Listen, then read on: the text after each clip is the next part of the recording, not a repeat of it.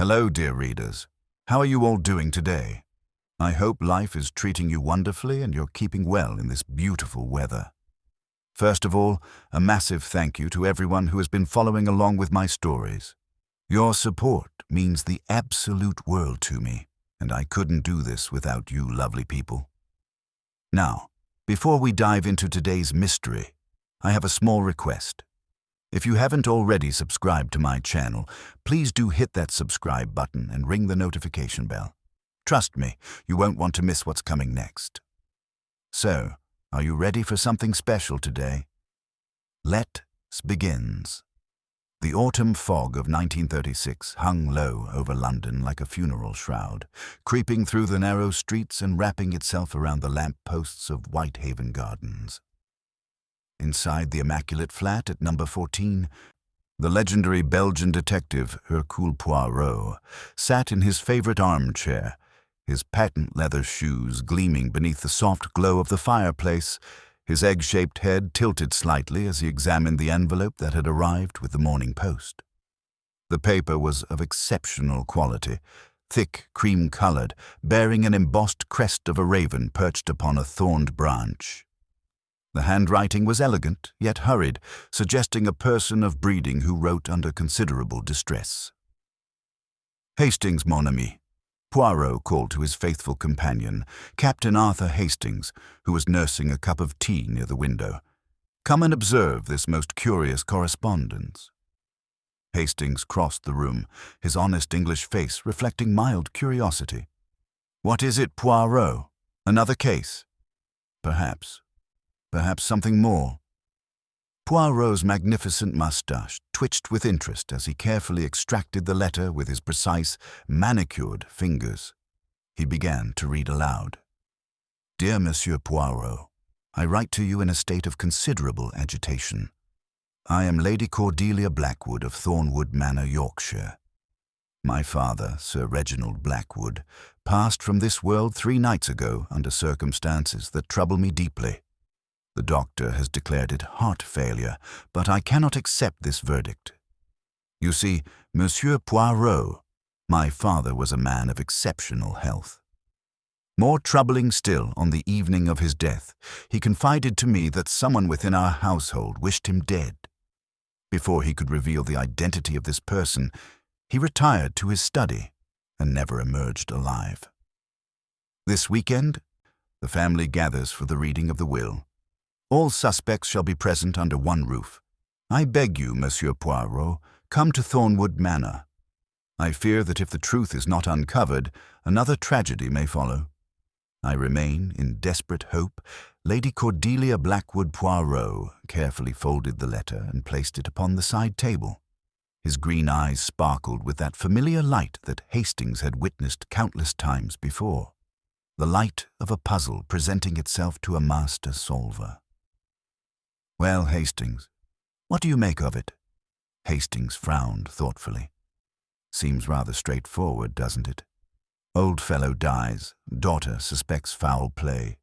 Could be nothing more than grief playing tricks on her mind. Ah, but consider, my friend." Poirot raised one finger with characteristic precision. "The lady does not merely suspect, she possesses information. The father spoke of danger before his death. This is not the fantasy of a grieving daughter. This is evidence. But heart failure, Poirot. Doctors aren't often wrong about such things." Poirot rose from his chair and walked to the window, gazing out at the fog-shrouded street below. "The human heart, Hastings. It can fail for many reasons. Natural causes, yes. But also fear. Shock, or perhaps—" He paused dramatically. "Poison that leaves no trace for the ordinary physician to detect." Hastings felt a chill run down his spine that had nothing to do with the October weather. "You think it's murder, then?" "I think, mon ami, that we shall take the morning train to Yorkshire." Poirot turned from the window, his expression grave yet animated with purpose.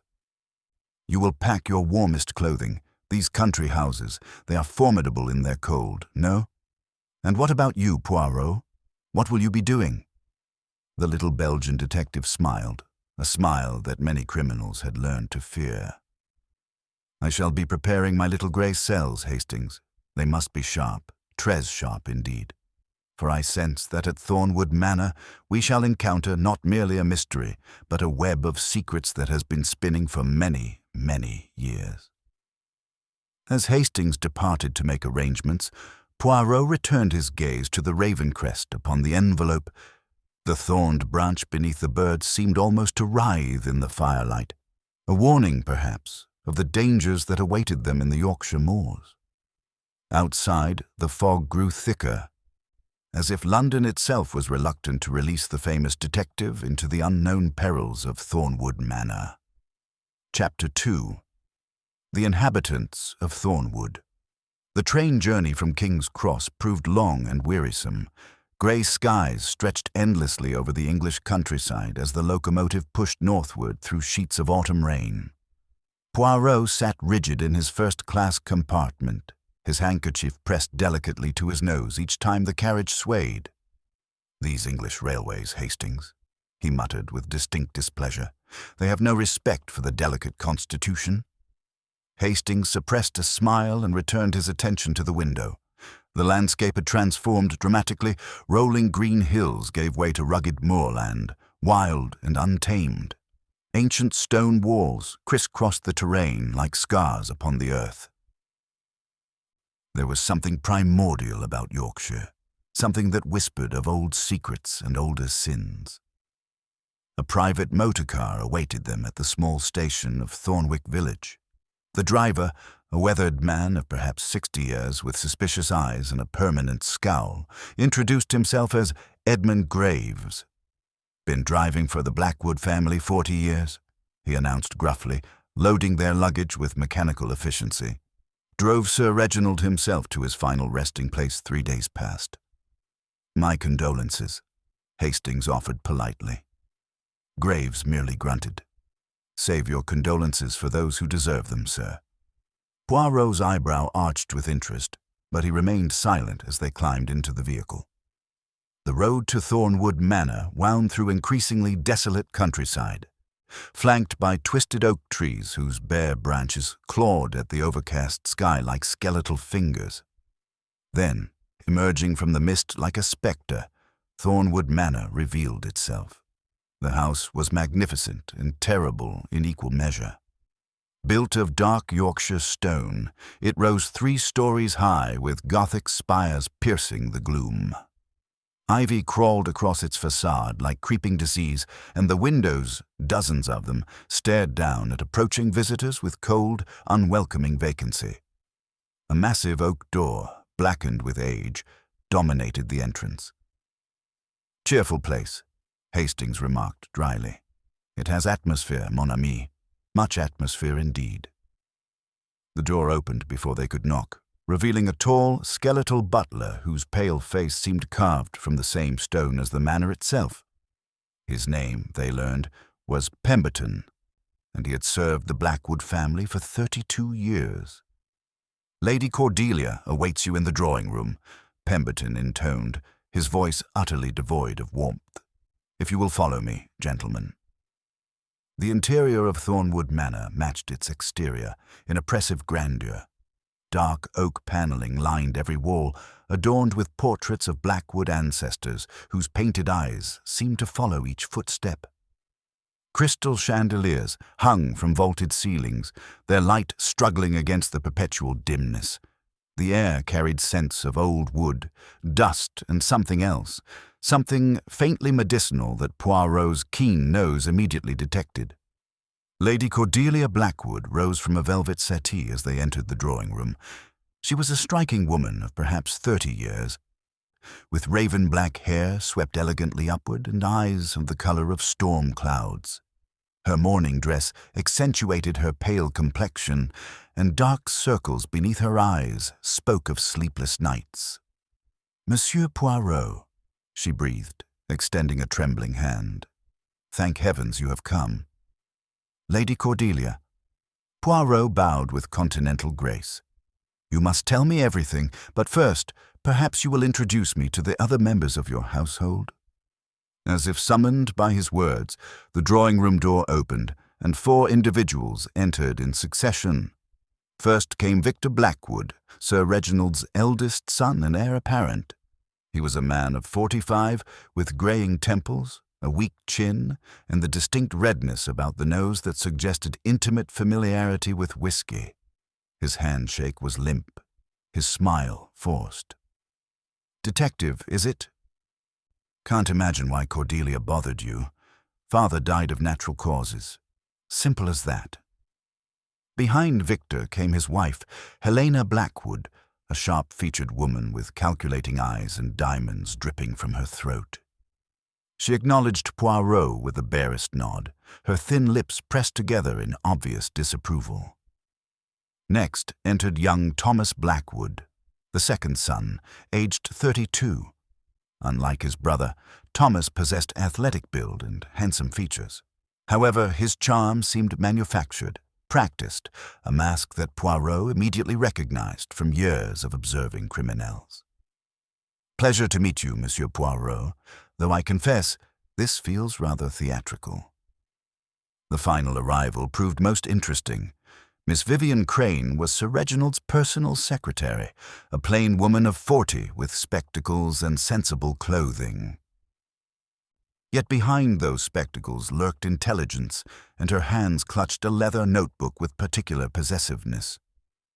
"I kept all of Sir Reginald's appointments and correspondence," she offered quietly. "If you require any information, Monsieur Poirot, I'm at your disposal." Poirot surveyed the assembled company with penetrating scrutiny. 5 people now stood before him, plus the butler and driver, each carrying secrets behind their eyes, each potentially harboring murderous intent.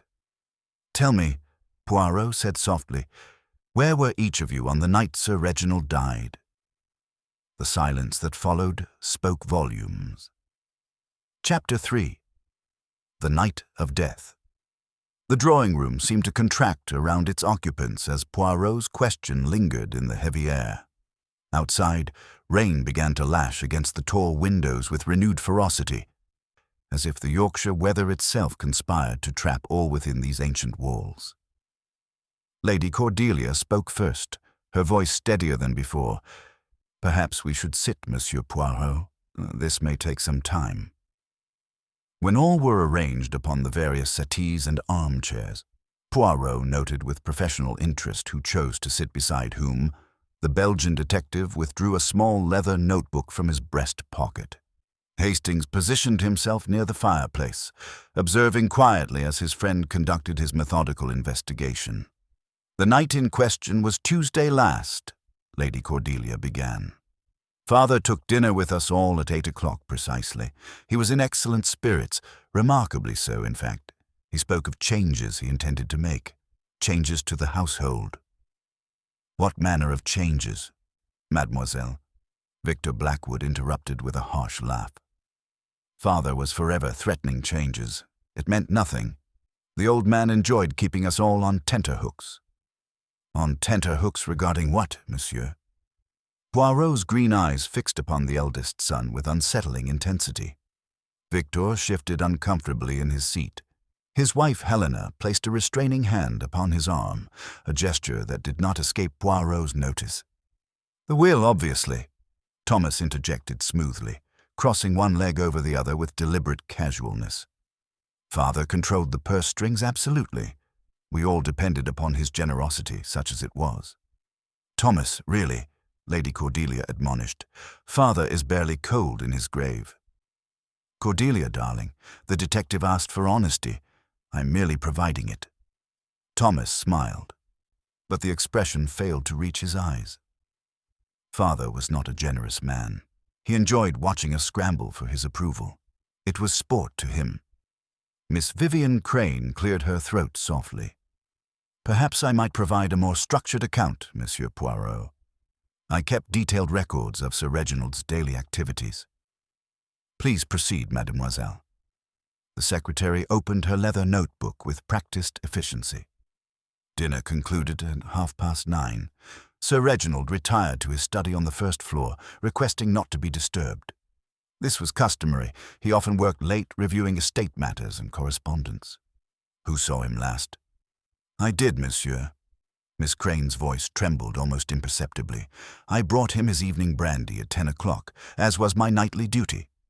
He was seated at his desk, examining some documents. He seemed— She paused, searching for words. Troubled, distracted. Did he speak to you? Only to dismiss me. He said, "That will be all, Vivian. Lock the study door behind you." This was unusual. He rarely locked his study. Poirot leaned forward with heightened interest. "And you obeyed this instruction?" "I did. I heard the lock click from inside after I closed the door. Sir Reginald possessed the only key." "Fascinating." Poirot stroked his magnificent moustache thoughtfully. "And the door remained locked until morning?" Lady Cordelia nodded gravely. "When father failed to appear for breakfast, I grew concerned. Pemberton and I went to the study. The door was still locked. We knocked repeatedly but received no response. Finally, Pemberton forced the door open with assistance from Edmund Graves." "And you discovered Sir Reginald deceased within?" "He was slumped over his desk, Monsieur Poirot.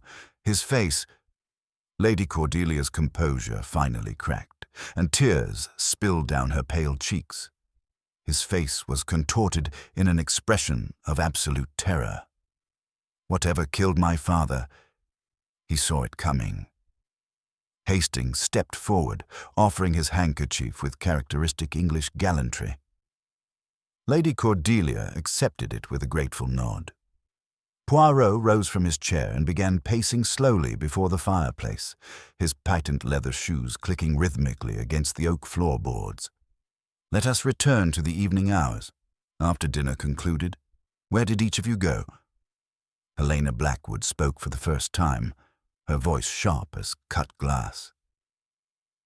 "Victor and I retired to our chambers on the second floor. We spent the evening reading together." "You can vouch for each other's whereabouts, then?" "Naturally." Helena's chin lifted defiantly. "We are married, Monsieur Poirot. We share a room." "And you, Monsieur Thomas?" The younger brother shrugged elegantly. "I walked the grounds for perhaps an hour.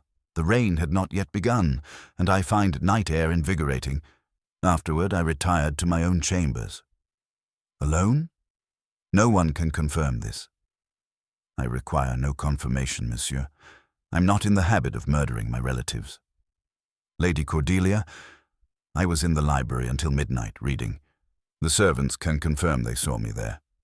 She dabbed at her eyes with Hastings' handkerchief.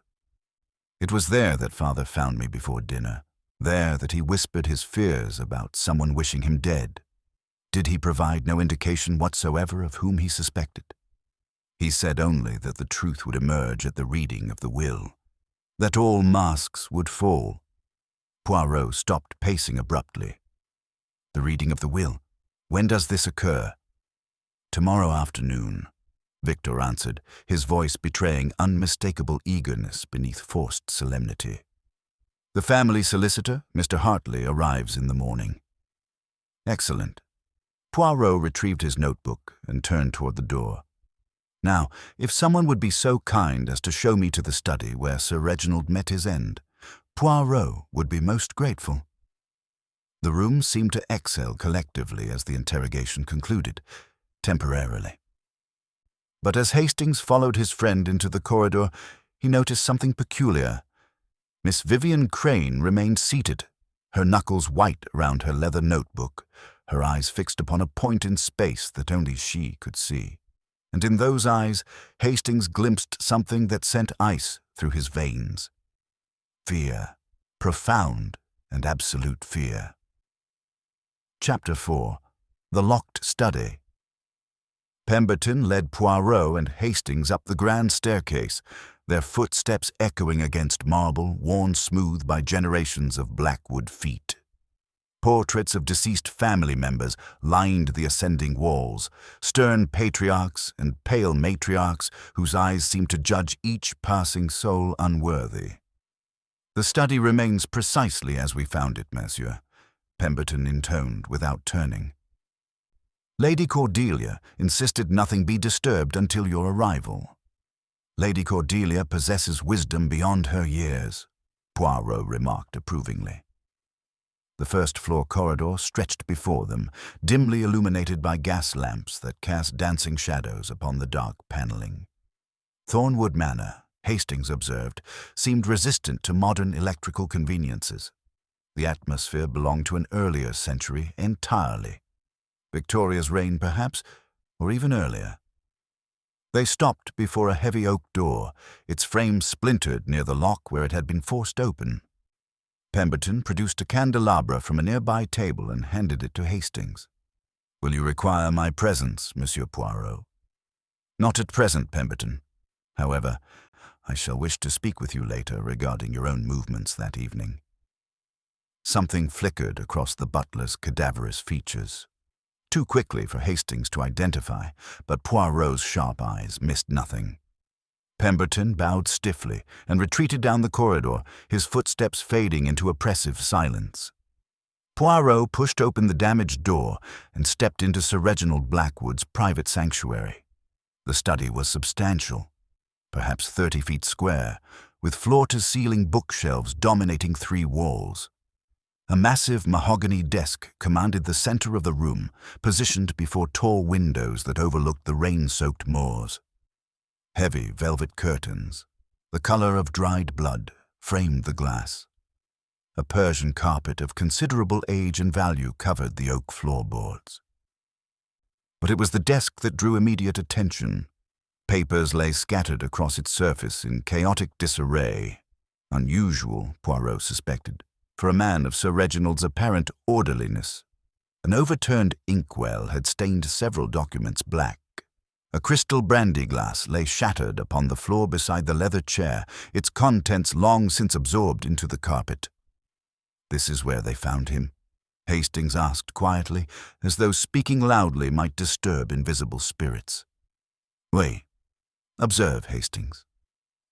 Poirot approached the desk with delicate steps, careful not to disturb anything. The position of the chair, it has been pushed backward violently. See how the carpet is bunched behind it? Sir Reginald rose suddenly from his seat. Something startled him. Something frightened him. Or someone. Précisément. Poirot withdrew his magnifying glass and began examining the desk surface with methodical precision. "But who, mon ami? The door was locked from within. The key." He paused, his eyes scanning the immediate area. "Where is the key?" Hastings searched the desk, the floor beneath it, the pockets of imagination. "I don't see it, Poirot." "Because it is not here." Poirot straightened, his expression grave. "Lady Cordelia stated that her father possessed the only key. Miss Crane heard the lock click after she departed. Yet when the door was forced, where was this mysterious key? Perhaps he kept it on his person. The doctor who examined the body might have it. An excellent thought. We must speak with this doctor." Poirot moved toward the windows, examining the latches with careful attention. "Locked, all of them, and we are on the first floor, too high for easy entry from outside, too exposed for a ladder to go unnoticed." Hastings surveyed the bookshelves with mounting frustration. A secret passage, perhaps? These old houses often contain hidden doors. "You have been reading too many sensational novels, my friend." Despite his dismissal, Poirot proceeded to examine each bookshelf section systematically, pressing panels and pulling volumes. Nothing yielded. Though I confess, I too considered the possibility. "Then how, Poirot? How does a murderer enter a locked room, kill a man, and vanish like smoke?" Poirot did not answer immediately. He had discovered something upon the carpet near the cold fireplace, a small object that glinted in the candlelight. Kneeling with some difficulty, he retrieved it with a handkerchief. A button. Small, made of polished brass, bearing an unusual design, a serpent consuming its own tail. Hastings observed this carefully. Poirot held the button toward the candlelight. "Have you seen this symbol before?" "An Ouroboros, isn't it? Ancient symbol. Eternity, cycles, that sort of thing." "Indeed. But more importantly, This button does not belong to any ordinary garment. It is distinctive, memorable. Someone in this house wears clothing bearing such buttons, and that someone was present in this room on the night of Sir Reginald's death. Hastings felt excitement rising. Then we have our murderer. We have evidence of presence only. Murder requires proof of method and motive. Poirot carefully pocketed the button and returned his attention to the scattered papers. Let us see what Sir Reginald was examining before death claimed him. Most documents proved mundane: estate accounts, tenant correspondence, household expenses. But beneath the chaos, Poirot discovered a leather folder stamped with a solicitor's mark. What is it? Hastings peered over his friend's shoulder. A draft of Sir Reginald's last will and testament, dated merely 1 week before his death. Poirot's eyes scanned the document rapidly, his expression transforming from curiosity to profound interest. Hastings, this changes everything. How so? According to this draft, Sir Reginald intended to disinherit his eldest son entirely. Victor Blackwood was to receive nothing, not 1 penny of the family fortune. The implications hung in the air between them like poison. Furthermore, Poirot continued, his voice barely above a whisper, the majority of the estate was to pass not to Thomas nor to Lady Cordelia, but to Miss Vivian Crane, the secretary. Thunder rumbled across the Yorkshire moors, shaking the ancient windows in their frames. Somewhere deep within Thornwood Manor, a door slammed violently, and in the corridor outside the study, footsteps retreated hastily into darkness. Someone had been listening. Chapter 5. Secrets Unveiled. Poirot moved with surprising swiftness for a man of his particular physique. He reached the corridor within seconds, Hastings close behind, but the passageway stretched empty in both directions. Only shadows danced upon the walls, cast by flickering gas lamps that seemed to mock their pursuit. Gone, Hastings muttered with frustration. Whoever it was, they vanished. But not without leaving something behind, mon ami. Poirot knelt beside the door frame, his magnifying glass appearing once more. Upon the polished floorboards lay a single strand of hair, long, dark, unmistakably feminine. He collected it carefully with his handkerchief, adding it to the brass button already secured in his pocket. Lady Cordelia has dark hair, Hastings observed, as does Helena Blackwood, and Miss Vivian Crane, though hers is touched with grey. Poirot rose thoughtfully. 3 women, 3 suspects. But hair alone proves nothing. We require more substantial evidence. The dinner gong resonated through Thornwood Manor, its deep tone echoing from the entrance hall below. Poirot consulted his pocket watch. 7 o'clock precisely. The household maintained rigid schedules despite recent tragedy. Come, Hastings. We shall observe our suspects at table. Much can be learned from watching people eat. Their anxieties, their alliances, their hidden animosities, all reveal themselves over soup and roast. The dining room proved as oppressive as the rest of Thornwood Manor. A table capable of seating 20 dominated the space, though only 8 places were set at one end. Crystal chandeliers blazed overhead, yet their light seemed absorbed by the dark wood paneling, creating pockets of shadow in every corner. The family had already assembled when Poirot and Hastings entered. Victor Blackwood stood before the fireplace, whiskey glass in hand, not his first of the evening, judging by his heightened color. Helena sat rigidly at the table, her diamonds catching the light as she arranged her napkin with mechanical precision. Thomas lounged in his chair with practiced indifference, though his eyes tracked every movement in the room. Lady Cordelia occupied the seat beside Poirot's designated place, her mourning dress stark against the white tablecloth. Miss Vivian Crane arrived last, slipping into the dining room with the quiet efficiency of someone accustomed to invisibility. She had changed for dinner into a simple grey dress, sensible, unremarkable, designed to deflect attention. Poirot's keen eyes immediately noted something crucial. Her dress bore brass buttons, small, polished, identical in size to the one currently resting in his pocket. But the design upon them was different, plain, unadorned. No serpent consuming its tail. Interesting. Pemberton supervised the service with funereal gravity. Soup was ladled, wine was poured, and conversation remained conspicuously absent. The clink of silverware against china provided the only soundtrack to the meal. Finally, Victor broke the silence with characteristic bluntness. "Well, Monsieur Poirot, have your famous grey cells solved our little mystery yet?" "Victor, please," Lady Cordelia whispered sharply. "No, Cordelia, I wish to know." "This foreigner wanders through our home, examines father's private study, asks impertinent questions. Surely he has formed some theory by now." Poirot dabbed his lips delicately with his napkin. "Monsieur Blackwood, the grey cells require nourishment before they perform. Facts must be gathered, connections established, lies distinguished from truth. Speaking of which," he paused, allowing the silence to grow uncomfortable. "I've discovered something most interesting in your father's study. A draft of his final will, dated 1 week before his death." The reaction was immediate and telling. Victor's whiskey glass froze halfway to his lips. Helena's complexion paled beneath her powder.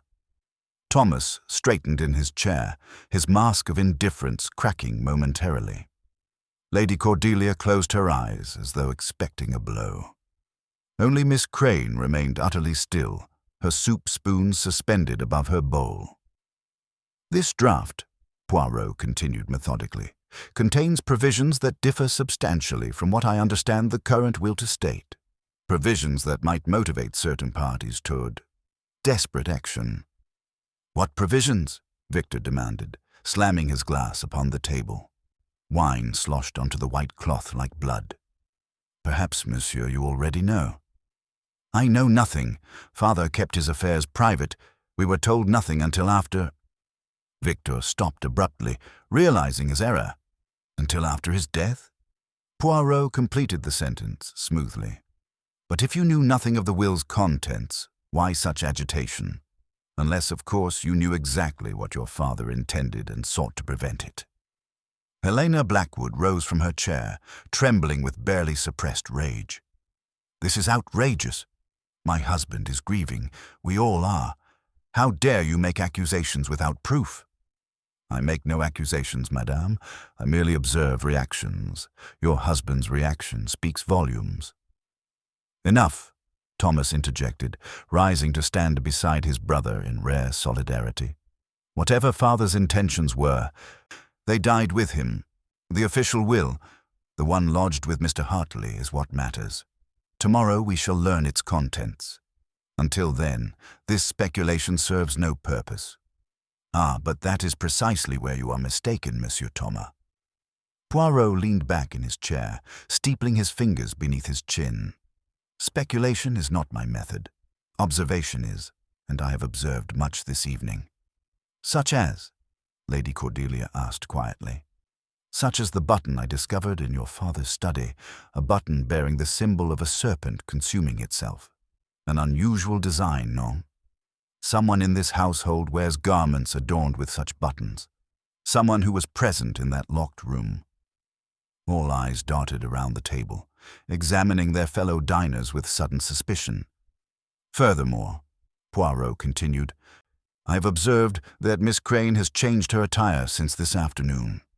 The notebook she guarded so possessively has vanished, and her hands, which trembled earlier with fear, are now steady as stone." Miss Crane met Poirot's gaze directly for the first time. Behind her spectacles, something shifted. A calculation, a decision being made. "You are observant, Monsieur Poirot," she said softly. "Perhaps too observant for your own safety." The words hung in the air like a threat. Before Poirot could respond, the dining room doors burst open. Edmund Graves stood in the entrance, his weathered face pale with shock, rain dripping from his coat onto the polished floor. "Begging pardon for the interruption," he gasped, "but there's been an incident. The family crypt. Someone's broken into it. Sir Reginald's coffin." He swallowed hard.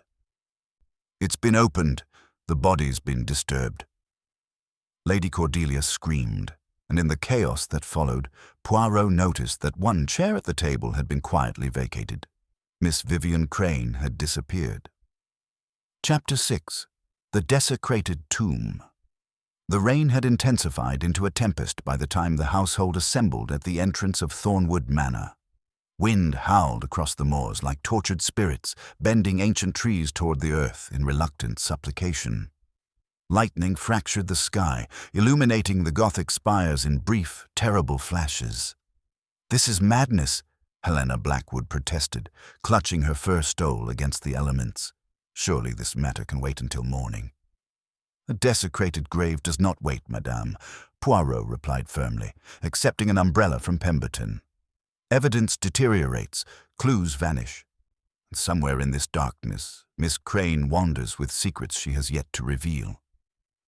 Victor had sobered considerably since dinner, fear replacing whiskey's false courage. "The crypt is beyond the chapel, perhaps 200 yards through the garden. Father and all our ancestors rest there. Then let us not delay." The procession moved into the storm, Poirot and Hastings leading, followed by Victor, Thomas, and Lady Cordelia. Helena remained behind, claiming feminine delicacy, while Pemberton was dispatched to search the house for the missing secretary. Edmund Graves carried a lantern that flickered precariously against the wind. The gardens of Thornwood Manor had surrendered entirely to autumn's decay. Rose bushes stood skeletal and thorned, their summer glory rotted into memory. Stone pathways, slick with rain, wound between overgrown hedges toward a small chapel visible in lightning flashes. A miniature cathedral of crumbling gray stone. Beyond the chapel, partially obscured by weeping willows, stood the Blackwood family crypt. It was an imposing structure of Victorian design, marble angels flanking its iron gates, their faces worn smooth by centuries of Yorkshire weather. The gates stood open, swinging lazily in the wind, their lock hanging broken and useless.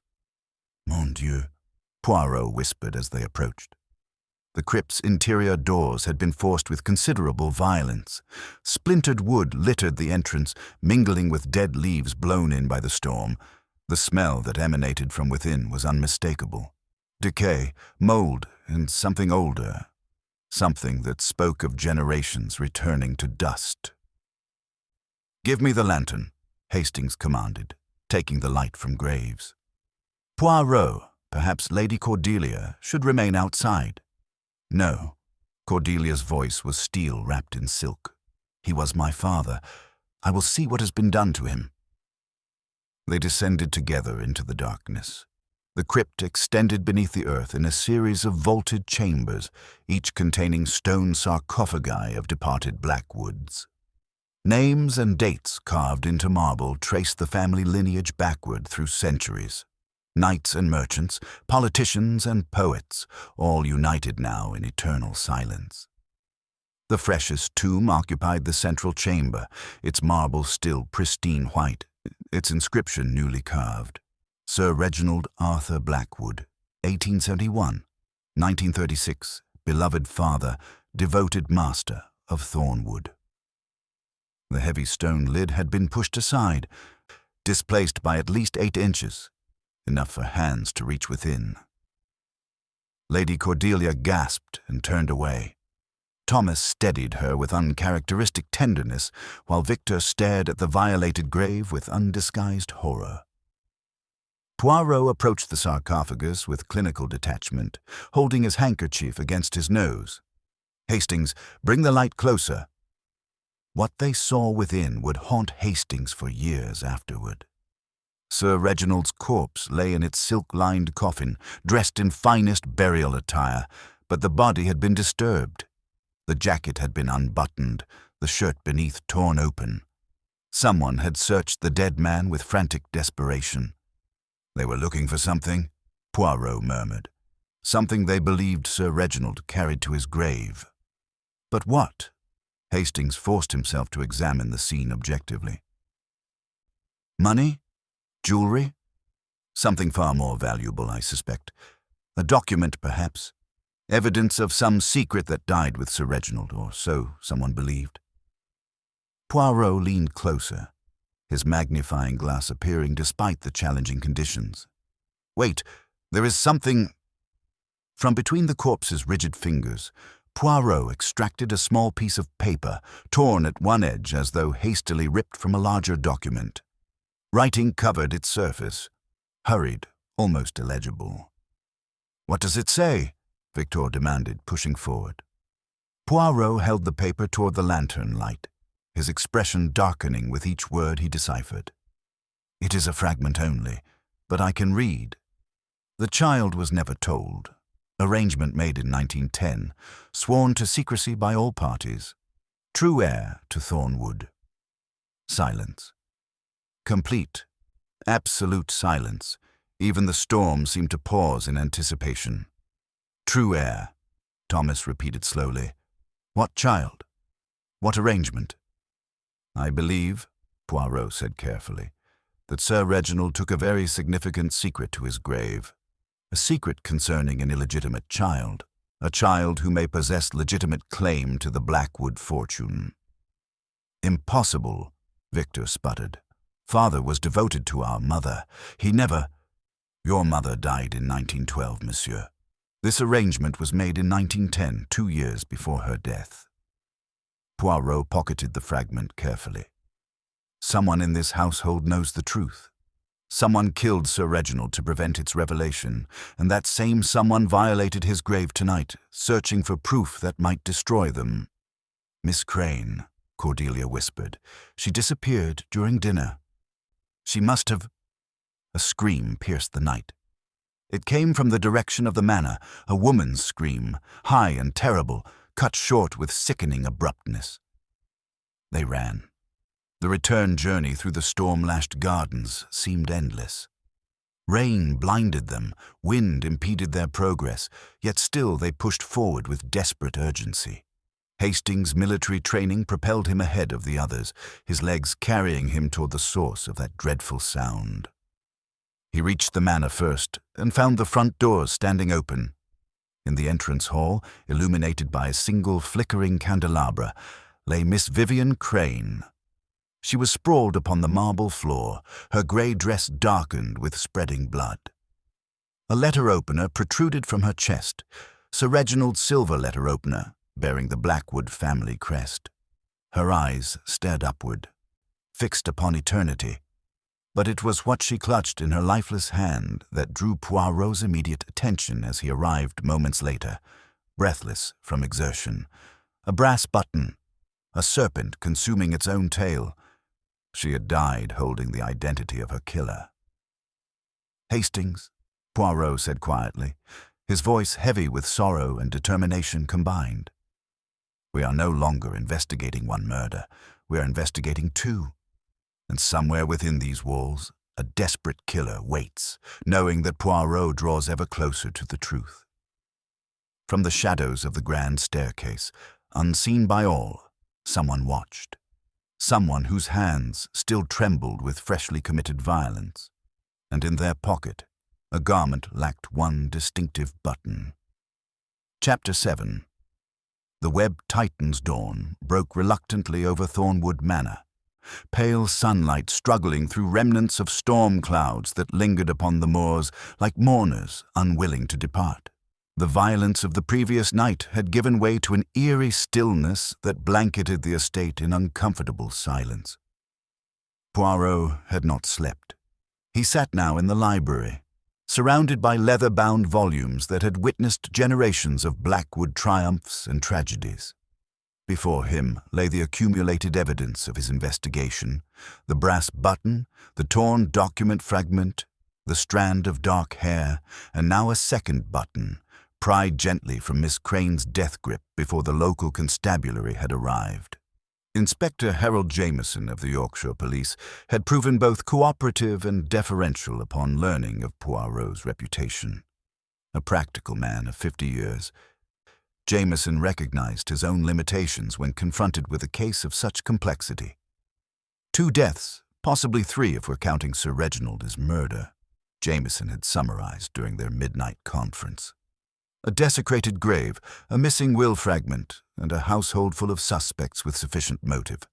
This is beyond village crime, Monsieur Poirot. I'll not pretend otherwise.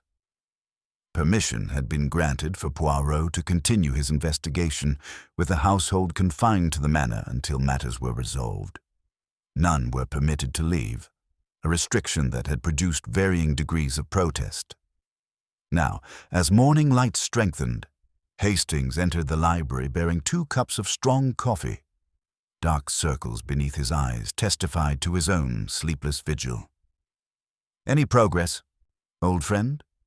Poirot accepted the coffee gratefully. "Progress, yes. Clarity, not yet. But the pieces, they begin to arrange themselves. Sit, Hastings. Let us review what we know." Hastings settled into an armchair opposite the detective, his notebook ready. "First," Poirot began, "we have Sir Reginald's death, a man locked within his study, found deceased from apparent heart failure, yet his expression betrayed terror, and a draft will discovered among his papers revealed intention to disinherit Victor and bestow fortune upon Miss Crane. Motive for Victor, certainly. Indeed, but also motive for others who might have benefited from preventing such changes. Helena, whose security depended upon her husband's inheritance. Thomas, who perhaps expected to gain from Victor's disinheritance. Even Lady Cordelia, though she appears genuine in her grief. What about Miss Crane herself?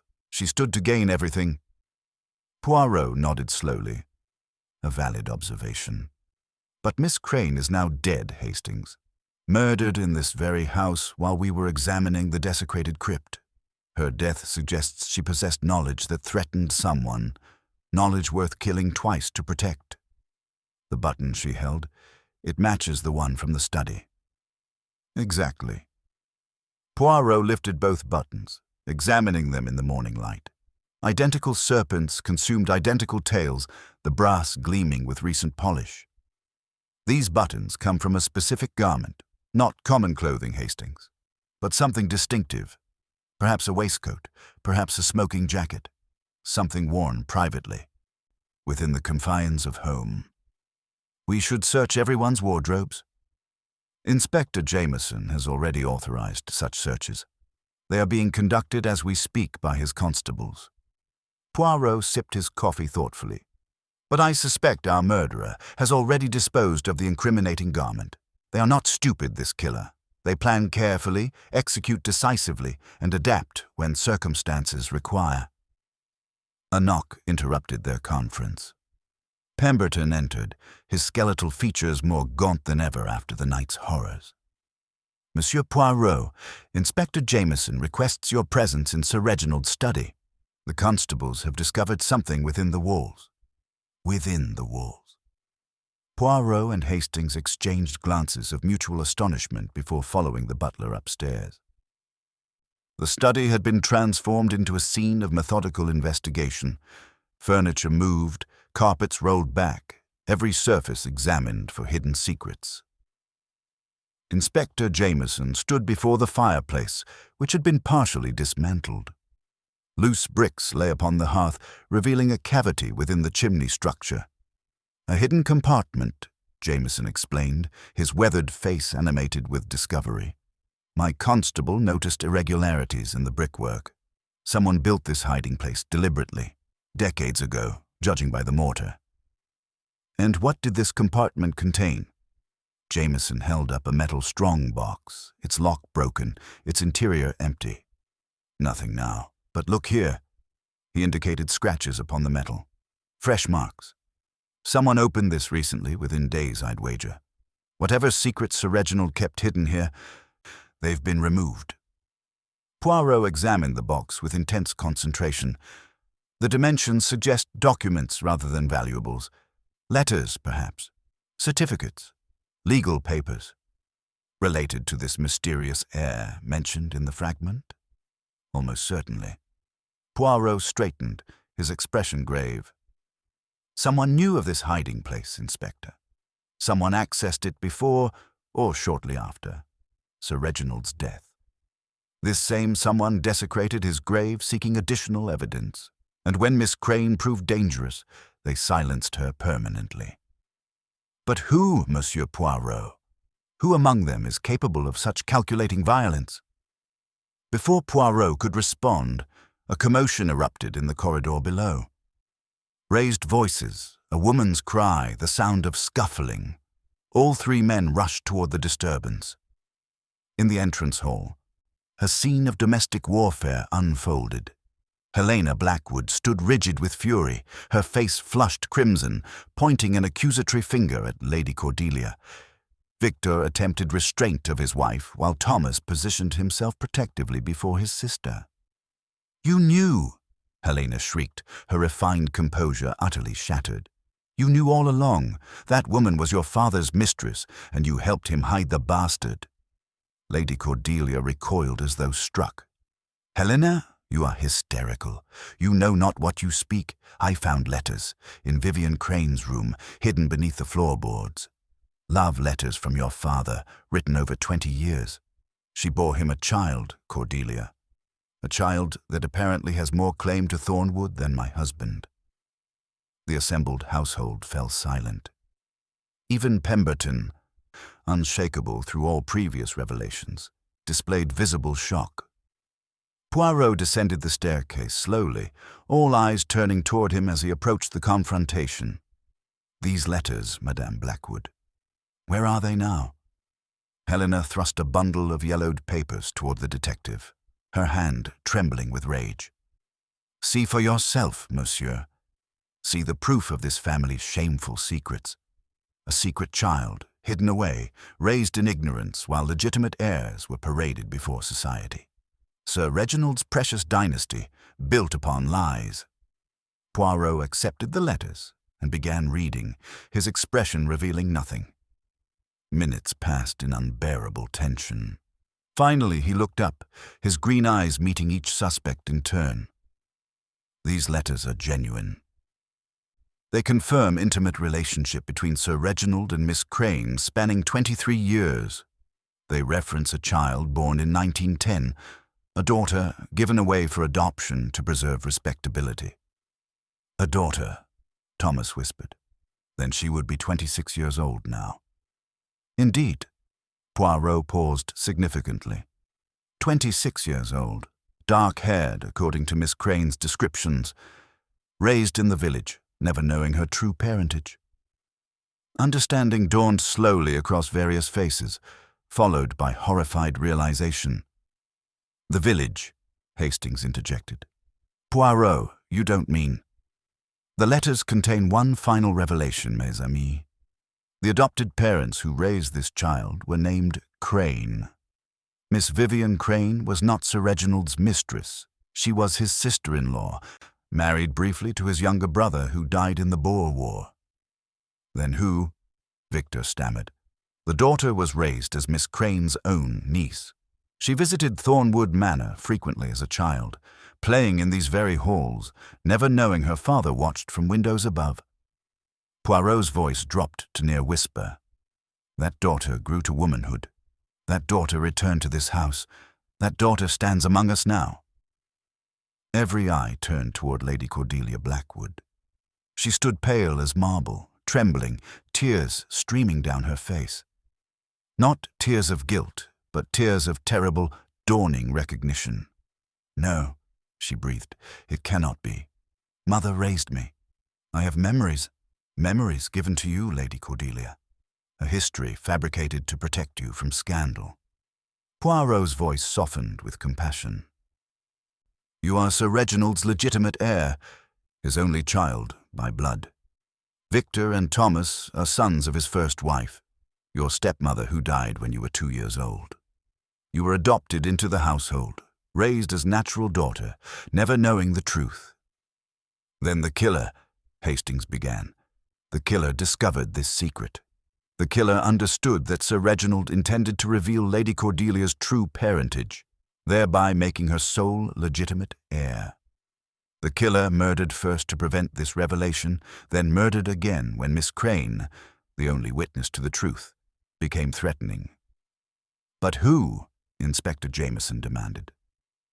The clock in the entrance hall began striking 10, and from the doorway of the drawing room a voice emerged, cold, measured, utterly without remorse. "I believe, Monsieur Poirot, that you already know the answer." Everyone turned. There, standing in shadows, a pistol leveled at the assembled company, stood the murderer. Chapter 8. The unmasking, Thomas Blackwood stepped forward from the shadows, his handsome features twisted into an expression that bore no resemblance to the charming facade he had maintained throughout the investigation. The pistol in his hand, an elegant Webley revolver, remained steady, its barrel sweeping slowly across the frozen tableau of suspects and investigators. "Nobody move," he commanded quietly. "I have killed twice already. A third death means nothing to me now." Hastings instinctively stepped toward Lady Cordelia, positioning himself between her and the weapon. Poirot, however, remained perfectly still, his green eyes fixed upon the murderer with something approaching satisfaction. "Monsieur Thomas," the Belgian detective said calmly, "I wondered when you would reveal yourself. The game of pretense, it was becoming tiresome, no?" "You knew?" Thomas laughed bitterly. "Of course you knew. Those damnable grey cells of yours, always watching, always calculating. When did you first suspect?" "From the moment I examined the study, monsieur. The locked room, it presented a puzzle that seemed impossible. But impossible crimes are merely crimes whose method remains hidden. Once I understood the method, the murderer became obvious." Victor found his voice, though it emerged strangled with disbelief. "Thomas? My own brother? You killed father?" "Your father, Victor. Never mine in any way that mattered." Thomas's composure cracked momentarily, revealing decades of accumulated resentment. "I was always the second son. The spare heir. The charming disappointment who would never inherit, never matter, never be anything more than an afterthought in the great Blackwood dynasty. But murder? Murder became necessary when I discovered the truth about precious Cordelia." Thomas spat the name with venomous contempt. 6 months ago, I found father's private correspondence, letters revealing that his beloved youngest child, the daughter he adored above all others, was actually his only legitimate heir, his blood daughter, hidden in plain sight, while Victor and I remained merely stepsons with no legal claim to Thornwood. Lady Cordelia pressed her hand against her mouth, tears flowing freely. "I never knew. Thomas, I swear to you, I never knew any of this." "Your ignorance is irrelevant. Father intended to reveal the truth at the reading of the will. He planned to announce publicly that you alone would inherit everything, the manor, the fortune, the family name. Victor and I would be cast aside like unwanted dogs." Helena Blackwood's face had drained of all color. Whatever animosity she held toward Cordelia, witnessing her brother-in-law's transformation into confessed murderer proved far more disturbing than any inheritance dispute. "The locked room," Poirot interjected, drawing Thomas's attention deliberately. "You will explain your method, monsieur, for the benefit of Inspector Jameson, who must document everything properly." Thomas smiled coldly. "Always the professional, Monsieur Poirot. Very well, consider it my final performance." He began pacing slowly, the pistol never wavering from its targets. Father's study door was indeed locked from within. The key was indeed in his possession, but you see, there were 2 keys originally. Father had the locksmith create a duplicate years ago, a duplicate that was supposed to remain with Pemberton for emergencies. All eyes turned to the butler, whose skeletal features had assumed deathly pallor. "I stole this duplicate key from Pemberton's quarters months ago," Thomas continued. "The old fool never noticed its absence. On the night of Father's death, I waited until Miss Crane delivered his brandy and departed. I heard her lock the door from outside, heard Father engage his own lock moments later." 2 locks, Hastings interjected. "But the door, Had only one lock, Captain Hastings. This is the cleverness of the method. Thomas's eyes gleamed with perverse pride. Miss Crane turned the key once, locking the door. Father, hearing this, assumed the door was locked and did nothing, but he possessed a nervous habit. After several minutes, he would always rise and check the lock himself. I counted upon this habit. Poirot nodded slowly, and when Sir Reginald checked, he found the door unlocked, because Miss Crane's key turn had actually unlocked what was already locked from your previous entrance. Precisely. Father, confused but unsuspecting, simply locked the door himself and returned to his desk. By then, I was already inside the room, concealed behind the heavy curtains near the window. The curtains, Hastings breathed. Of course, they extended to the floor. A man could hide there easily. I waited until Father was absorbed in his documents, the very documents revealing Cordelia's true parentage, which he was reviewing before the solicitor's arrival. Then I emerged. Thomas's voice softened, becoming almost dreamlike as he relived the murder. He saw me step from behind the curtains. His face, the terror in his eyes. He understood immediately why I'd come. He tried to rise, to call for help, but I was upon him before he could utter a sound. The heart failure, Poirot said quietly. You induced it. A pillow, Monsieur Poirot. Simple, silent, effective. I held it over his face for perhaps 3 minutes. The struggle was brief. Father was old, weakened by age. When his heart finally surrendered, I arranged the scene. Overturned brandy glass, scattered papers, expression of natural cardiac distress. And your escape from the locked room? Child's play. I unlocked the door with my duplicate key, slipped into the corridor, and relocked it behind me. The door appeared to have been locked from within all along. The key in Father's pocket. I had taken it from him during the struggle and replaced it before departing. No one could explain how a murderer might have entered or exited. Inspector Jameson had been scribbling furiously throughout this confession. And Miss Crane, she knew of your guilt. Thomas's expression darkened. The meddling woman confronted me yesterday evening before dinner.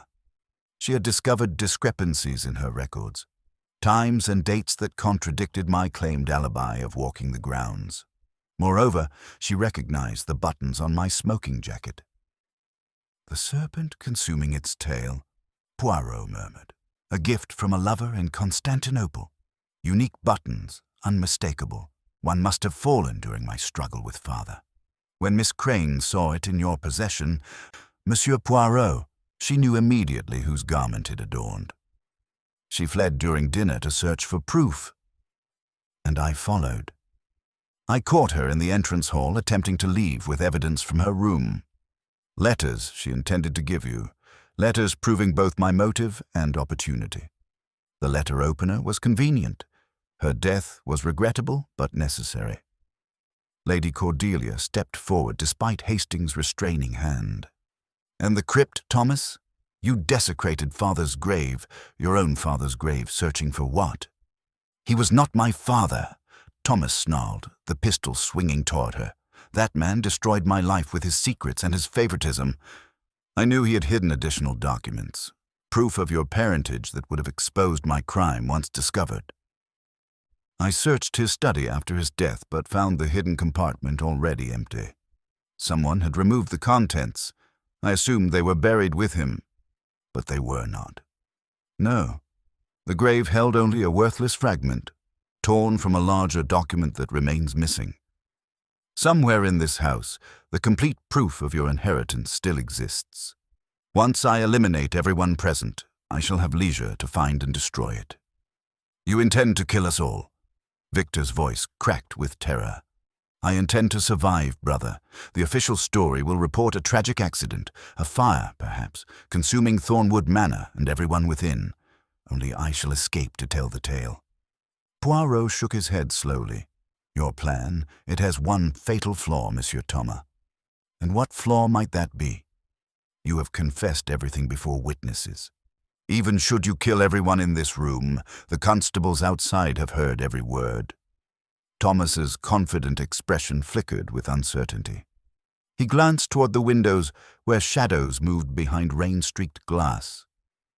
Inspector Jameson positioned his men there an hour ago. Poirot continued calmly. Your confession has been witnessed by 6 officers of the Yorkshire police. Your escape is impossible. Your plan has failed. For a long moment, Thomas Blackwood stood frozen, a man watching his carefully constructed schemes crumble into dust. The pistol trembled in his hand as desperation warred with calculation. Then, slowly, his arm dropped to his side. "Well played, Monsieur Poirot," he whispered. "Well played indeed." The doors burst open simultaneously as constables rushed forward to seize the murderer. Thomas offered no resistance, his expression settling into something approaching relief. The burden of concealment finally lifted, however terrible the consequences. As they dragged him toward the waiting police wagon, he turned one final time to face his stepsister. "I could have loved you as family, Cordelia, if only father had loved me the same way." Then he was gone, swallowed by the grey Yorkshire morning. Lady Cordelia collapsed into Hastings' arms, sobbing. Victor and Helena stood stunned, their worlds irrevocably shattered. Pemberton lowered himself into a chair, his ancient composure finally broken. Only Poirot remained standing, his magnificent moustache drooping slightly with exhaustion and sorrow. "Justice," he murmured to no one in particular. "It is achieved. But at what cost, mon ami? At what terrible cost?" Outside, the storm clouds finally parted, allowing weak sunlight to illuminate the moors of Yorkshire.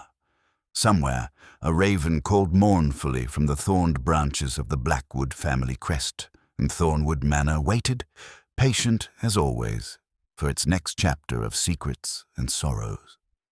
Chapter 9. The Final Reckoning. 3 days had passed since Thomas Blackwood's arrest. The Yorkshire autumn had settled into melancholy resignation, bare trees standing sentinel over moorlands painted in browns and fading golds. Thornwood Manor, despite its Gothic severity, seemed somehow lighter, as though the departure of its murderous inhabitant had lifted an invisible shroud from its ancient stones. Hercule Poirot stood before the fireplace in the drawing-room, immaculately dressed as always, his patent leather shoes gleaming with characteristic perfection. Around him sat the surviving members of the household, Lady Cordelia, Victor, and Helena Blackwood, Pemberton, and Edmund Graves. Inspector Jameson occupied a chair near the door, his notebook ready for any final revelations. Hastings stood by the window, watching the afternoon light cast long shadows across the room. The case was concluded, the murderer apprehended, yet something in Poirot's manner suggested unfinished business. "You have gathered us here, Monsieur Poirot," Lady Cordelia said quietly, her mourning dress now carrying the weight of triple grief. "Father, aunt, and brother lost within a single week. I assume there is more to be said?" "Indeed, mademoiselle. The murderer has been caught, yes. Justice shall be served. But questions remain, questions whose answers you deserve before Poirot departs from Thornwood Manor forever." He began pacing slowly, his hands clasped behind his back in characteristic fashion. "Throughout this investigation, I have encountered deception at every turn. Secrets layered upon secrets, lies protecting lies. The Blackwood family, it seems, was constructed entirely upon foundations of concealment." Victor shifted uncomfortably in his seat. Helena's diamonds caught the firelight as she reached for her husband's hand, a gesture of solidarity that had been notably absent during previous gatherings. "Let us begin with you, Monsieur Victor," Poirot continued, pausing before the eldest brother. "You knew of the draft will, did you not? You discovered your father's intention to disinherit you days before his death." Victor's face reddened.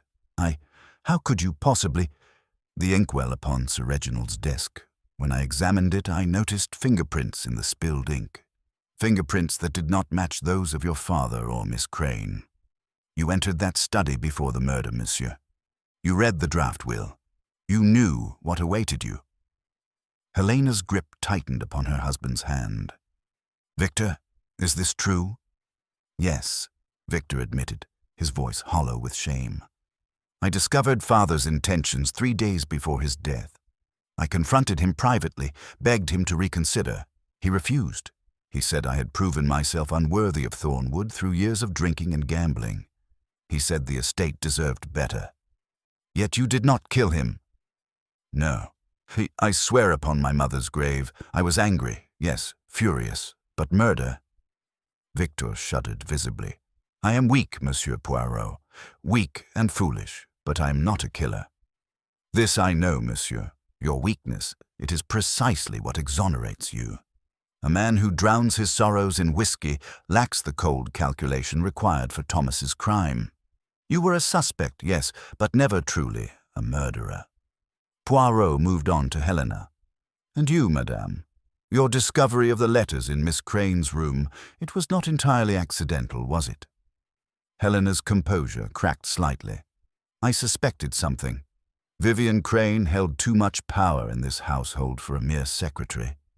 Sir Reginald consulted her on everything, trusted her implicitly.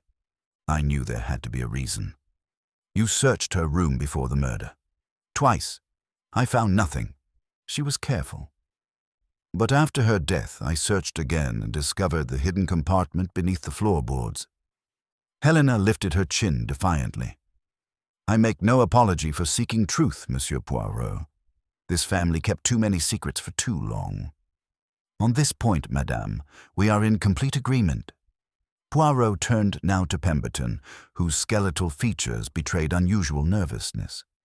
And you, Monsieur Pemberton, the duplicate key that enabled Thomas's crime, you knew of its theft, did you not? The butler's composure shattered entirely. I suspected, monsieur. Weeks before Sir Reginald's death, I noticed the key missing from my quarters.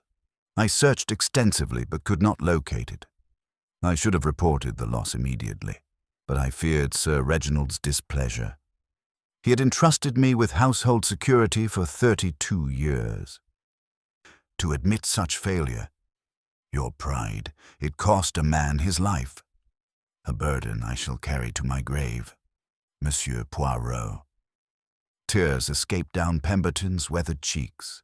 If I had spoken, perhaps Sir Reginald would have taken precautions. Perhaps he would still be alive. Perhaps not. Thomas Blackwood was determined in his murderous intent. If not the locked room method, he would have found another way. Poirot's voice softened slightly. You are guilty of foolishness, Pemberton, not of murder. Edmund Graves cleared his throat from his position near the door. And me, monsieur, you've questioned everyone except me. Poirot smiled faintly. You, Monsieur Graves, presented the most interesting puzzle of all. Your comment upon our arrival, save your condolences for those who deserve them, suggested knowledge beyond your station. You knew something of Sir Reginald's character that others did not. The old driver nodded slowly. I've driven for this family 40 years, monsieur. I've seen things, heard things. The master wasn't a kind man, whatever his reputation in society. He treated those beneath him with contempt. Servants dismissed without references, tenants evicted for minor debts. His generosity to charities was performance, nothing more. Yet you remained in his service. Jobs are scarce in Yorkshire, monsieur. A man does what he must to survive. Graves paused thoughtfully. But I shed no tears for Sir Reginald Blackwood. May God forgive me for saying so. Honesty, Monsieur Graves, requires no forgiveness. Finally, Poirot turned to Lady Cordelia, his expression softening with genuine compassion. And now, mademoiselle, we come to you, the heart of this entire tragedy. Cordelia met his gaze steadily, though her eyes glistened with unshed tears. I still cannot quite believe it, Monsieur Poirot.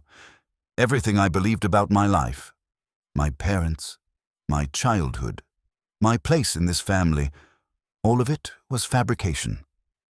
Not fabrication, mademoiselle. Protection. Miss Crane loved you as her own child.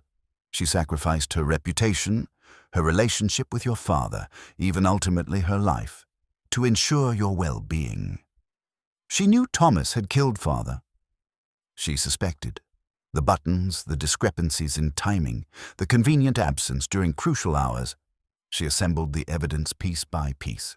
When she confronted Thomas, she did so not for justice alone, but to protect you. She knew that if the truth emerged without proper handling, scandal would destroy you regardless of your innocence. Cordelia bowed her head. And now she's gone. The only mother I truly had, though I never knew it. Her love for you was genuine, mademoiselle. Let that knowledge bring comfort in the darkness ahead. Poirot withdrew an envelope from his breast pocket, thick, cream-colored, bearing the seal of the Blackwood family solicitor. Mr. Hartley delivered this document to me this morning at my request. It is Sir Reginald's final will, the official version, not the draft discovered in his study. The room fell utterly silent. The contents confirm what we have learned. Lady Cordelia Blackwood is named sole heir to Thornwood Manor and the entirety of the Blackwood fortune. Victor and Thomas are acknowledged as stepsons, with modest annual allowances provided, though Thomas's share shall now be forfeit due to his crimes. Victor exhaled slowly. Then we have nothing. You have the allowance your stepfather designated, monsieur. It is not insignificant, £10,000 annually, sufficient for comfortable living if managed wisely. Poirot paused meaningfully. Whether wisdom guides your future choices remains to be seen. Helena's face had assumed calculating expression that Hastings recognized immediately. Already, he suspected, she was weighing options, divorce, remarriage, alternative paths to security. Her diamonds would be sold within the month. There is one final matter, Poirot announced, returning the envelope to his pocket. The complete documentation of Lady Cordelia's true parentage, the papers Thomas sought in the desecrated grave. They were never buried with Sir Reginald. Then where are they? Cordelia asked. In the one place Thomas never thought to search. Miss Crane, she was a clever woman, far cleverer than anyone credited. She knew that Sir Reginald's death might prompt desperate measures. She knew that proof of your parentage must be preserved against destruction. Poirot crossed to the fireplace and reached above the mantel, his fingers finding a concealed catch in the ornate woodwork.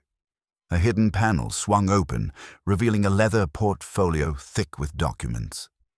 She hid them here, in the drawing room where the family gathered each evening, hidden in plain sight, protected by the assumption that public spaces hold no secrets. Cordelia accepted the portfolio with trembling hands.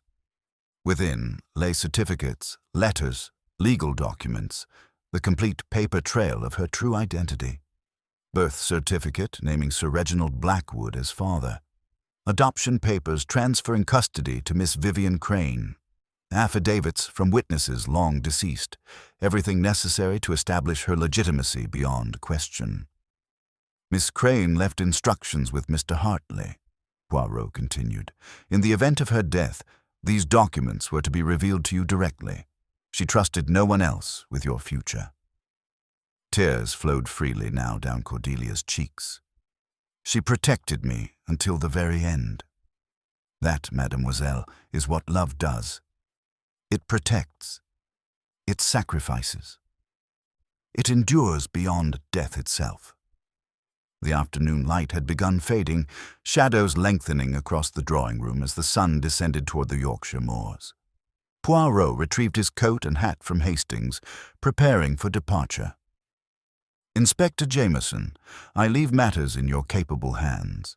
Thomas Blackwood will face justice for his crimes. 2 murders, grave desecration, attempted murder of multiple witnesses. The courts will determine his fate. Jameson rose and shook Poirot's hand firmly.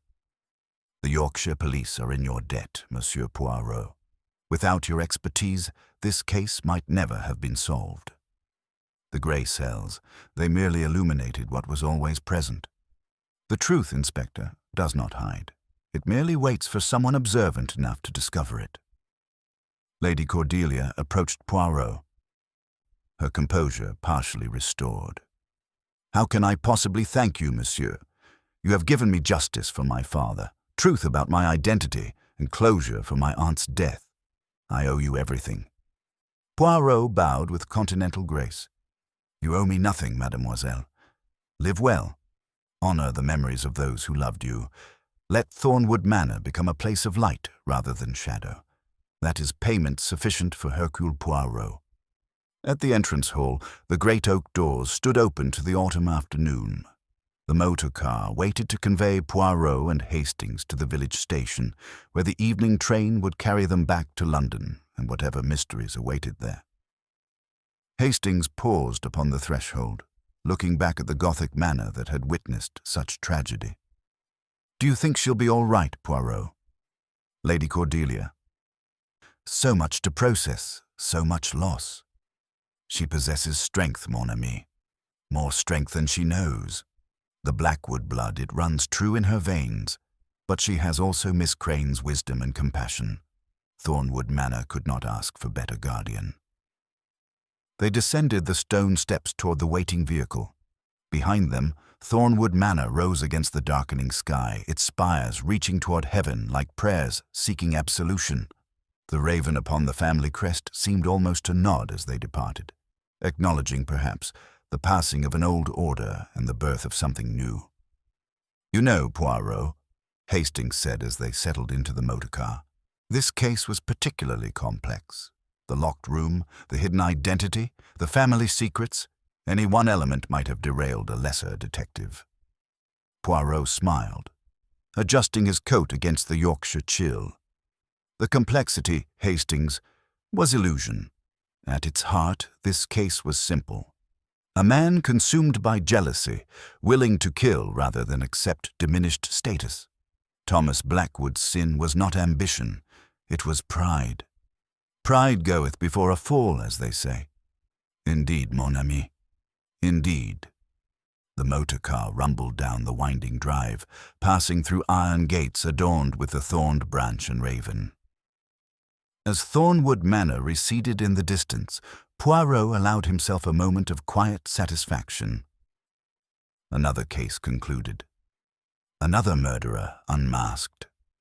Another family granted opportunity for healing. The little grey cells had performed admirably once again.